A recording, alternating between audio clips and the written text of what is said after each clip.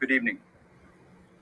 Today, an indictment was unsealed, charging Donald J. Trump conspiring to defraud the United States, conspiring to disenfranchise voters, and conspiring and attempting to obstruct an official proceeding.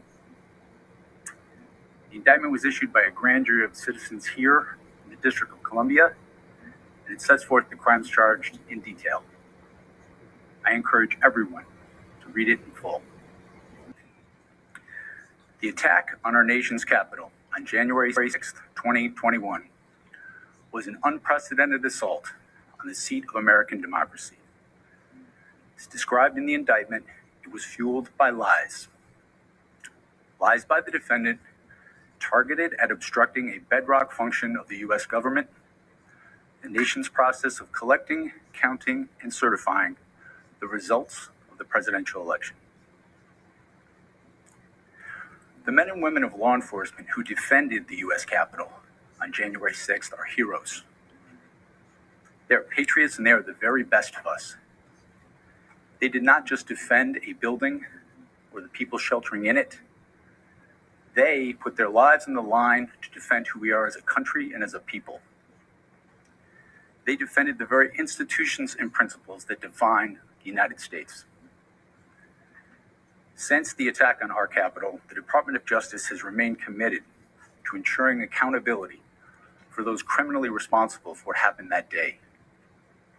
This case is brought consistent with that commitment, and our investigation of other individuals continues. In this case, my office will seek a speedy trial so that our evidence can be tested in court and judged by a jury of citizens. In the meantime, I must emphasize that the indictment is only an allegation and that the defendant must be presumed innocent until proven guilty beyond a reasonable doubt in a court of law.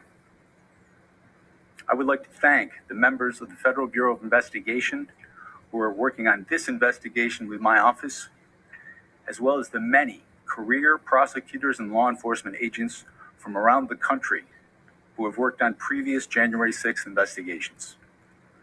These women and men are public servants of the very highest order, and it is a privilege to work alongside them. Thank you.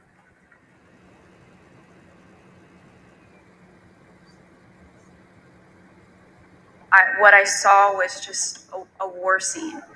It was something like I'd seen out of movies.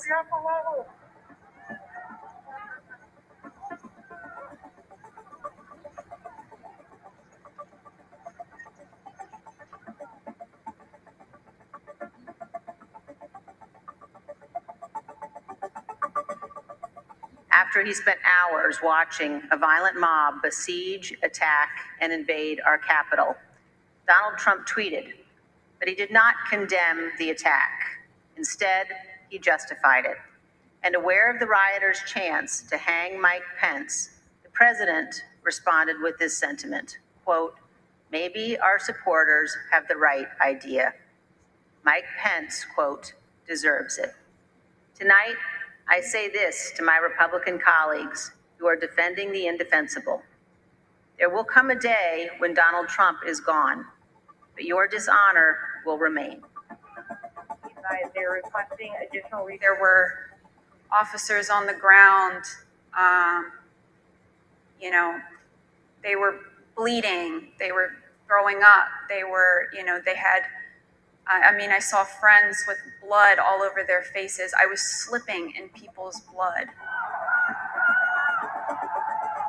This is the president's daughter commenting on Bill Barr's statement that the department found no fraud sufficient to overturn the election. I respect Attorney General Barr, so I accepted what he was saying. You're all walking over now to the tunnels. I made it clear I did not agree with the idea of saying the election was stolen and putting out this stuff, which I told the president was bullshit. You can't live in a world where the incumbent administration stays in power based on its view, unsupported by specific evidence, that there was fraud in the election. January 6th was the culmination of an attempted coup A brazen attempt, as one writer put it shortly after January 6th, to overthrow the government. The violence was no accident. It represented Trump's last stand, most desperate chance to halt the transfer of power.